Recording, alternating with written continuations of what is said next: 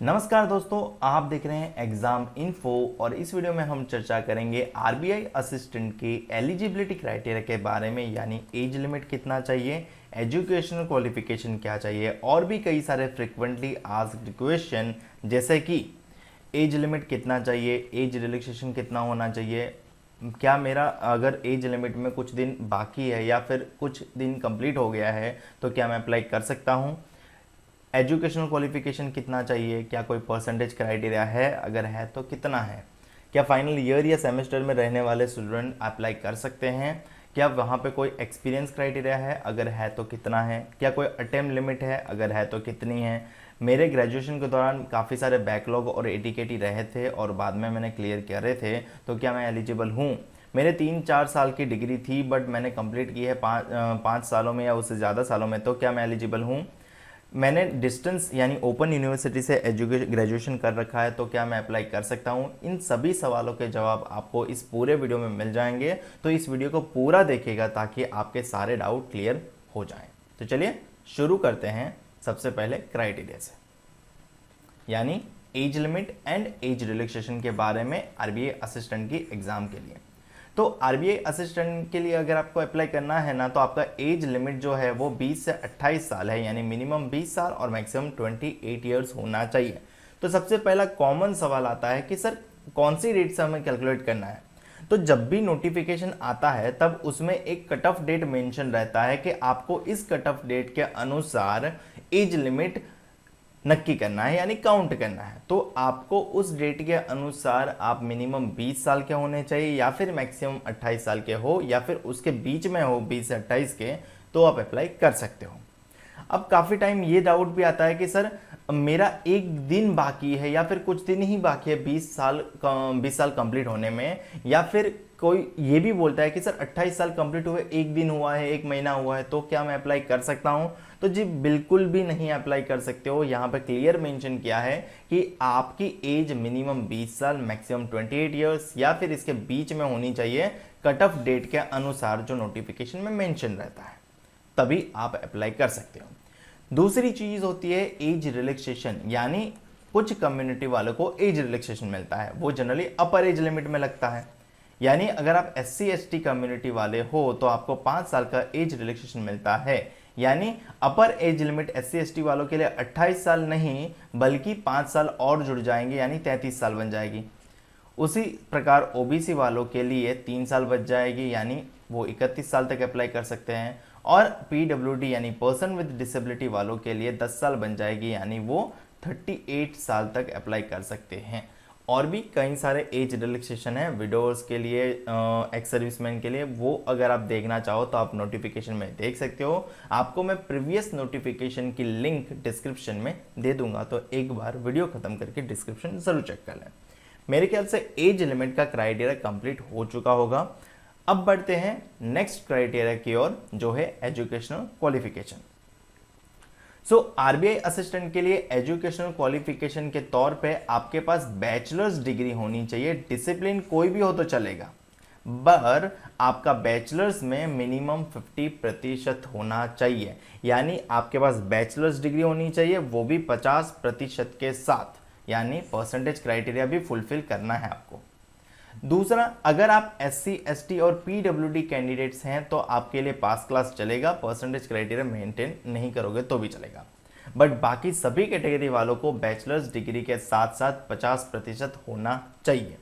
दूसरा पॉइंट है, यहाँ पे एक्स सर्विसमैन कैटेगरी है जो एक्सेप्ट विद डिपेंडेंट्स है ऑफ एक्स सर्विसमैन, ठीक है, इनको निकालने के बाद जो एक्स सर्विसमैन कैटेगरी बचते हैं उनकी बात कर रहे हैं। अगर वो अप्लाई कर रहे हैं तो वो ग्रेजुएट हो तो भी चलेगा, अन्यथा उन्होंने मैट्रिकुलेशन पास किया है तो भी चलेगा, अन्यथा इसके इक्विवेलेंट कोई भी एग्जामिनेशन आर्म्ड फोर्स की एंड रेंडर्ड की होनी चाहिए, एटलीस्ट 15 साल की डिफेंस सर्विसेज, तो वो लोग अप्लाई कर सकते हैं। तो ये एक्स सर्विसमैन के लिए है। दूसरी बात, यहाँ पे सिंपल चीज़ ये है कि bachelors degree with minimum 50% criteria होना चाहिए, बट आप जिस स्टेट के लिए अप्लाई कर रहे हो उस स्टेट का एक लोकल लैंग्वेज है, वो लोग नोटिफिकेशन में आपके साथ मेंशन करेंगे, तो आपको उस लैंग्वेज में आप प्रोफिशिएंट होने चाहिए, यानी आप पढ़ पाते होने चाहिए, लिख पाते होने चाहिए, बोल पाते होने चाहिए और उस लैंग्वेज में समझ पाते होने चाहिए, जो एक क्राइटेरिया है। ठीक है।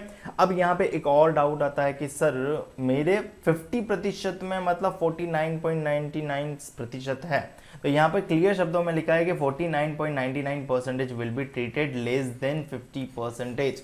अगर वो 50 से कम काउंट किया जाएगा तो सीधी सी बात है वो 50 काउंट नहीं किया जा रहा, यानी आप अप्लाई नहीं कर सकते हैं। अगर आपके 49 पॉइंट समथिंग परसेंटेज है तो क्लियर कट बात है 50 या 50 से ज़्यादा प्रतिशत हो तभी अप्लाई कर सकते हो, और अगर आप SC ST PWD से हो तो आपके पास कोई परसेंटेज क्राइटेरिया नहीं रहता।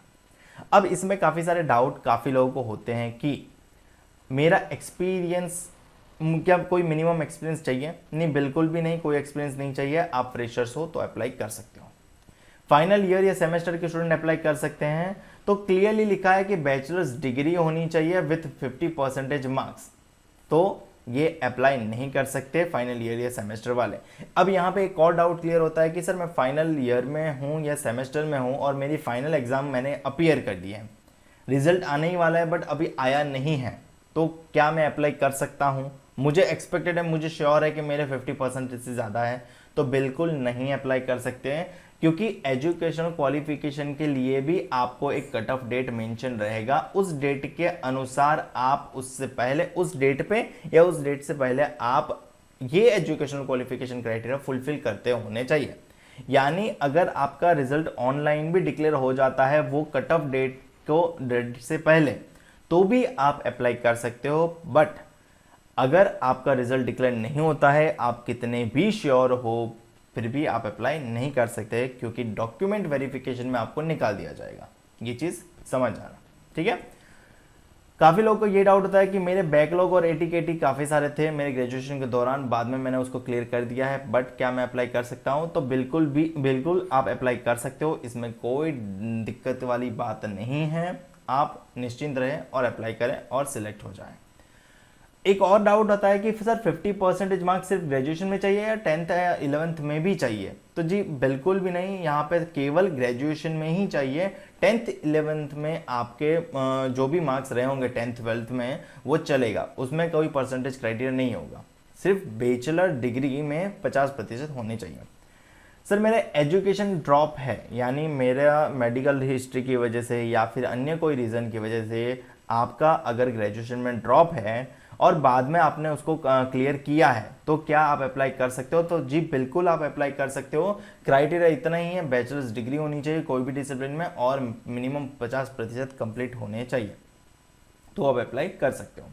मैंने डिस्टेंस ग्रेजुएशन कर रखा है, यानी ओपन यूनिवर्सिटी से कर रखा है, जो गवर्नमेंट या फिर UGC अप्रूव्ड है, तो मैं अप्लाई कर सकता हूँ, क्राइटेरिया फुलफिल करता हूँ। बैचलर्स डिग्री 50%, बिल्कुल अप्लाई कर सकते हो। RBI को इससे भी कोई दिक्कत नहीं है। जस्ट एक चीज़ समझ जाओ, आपकी एज लिमिट 20 से 28 साल होनी चाहिए और कम्युनिटी में हो तो आप वो लाभ उठा सकते हो रिलैक्सेशन का, और आपके पास बैचलर्स डिग्री होनी चाहिए विथ मिनिमम 50% मार्क्स। अगर ये क्राइटेरिया आप फुलफिल करते हो तो आप अप्लाई कर सकते हो। मेरे ख्याल से सारे डाउट क्लियर कर पाया होगा। एक बार रिकैप कर लेते हैं। एज लिमिट 20 से 28 साल, एज रिलैक्सेशन बता दिया वीडियो में, एजुकेशन क्वालिफिकेशन बैचलर्स डिग्री में percentage criteria 50%, final year semester student apply नहीं कर सकते, एक्सपीरियंस नहीं चाहिए, नंबर ऑफ अटेम्प्ट कोई लिमिट नहीं है, आप जब तक एलिजिबल हो तब तक अप्लाई कर सकते हो। बैकलॉग AT-KT रही होगी बट बाद में क्लियर की होगी तो अप्लाई कर सकते हो। डिग्री आपने ड्रॉप लगा या फिर किसी और वजह से आपने डिग्री 3 साल की 4 साल में, 4 साल की 5 साल में कंप्लीट की है, तो आप अप्लाई कर सकते हो, बिल्कुल कर सकते हो। डिस्टेंस से ग्रेजुएशन कर रखा है तो अप्लाई कर सकते हो, बिल्कुल कर सकते हो। मुझे उम्मीद है यहाँ तक सारे आपके डाउट क्लियर हो चुके होंगे। अगर आपके सारे डाउट क्लियर हो चुके हैं तो आप वीडियो को लाइक कर दो, शेयर कर दो अपने दोस्तों के साथ, ताकि उनको भी इस एग्ज़ाम के बारे में पता चले, और चैनल को सब्सक्राइब नहीं किया तो चैनल को सब्सक्राइब कर लो, ऐसी और एग्ज़ाम इन्फॉर्मेशन मिलती रहे उसके लिए।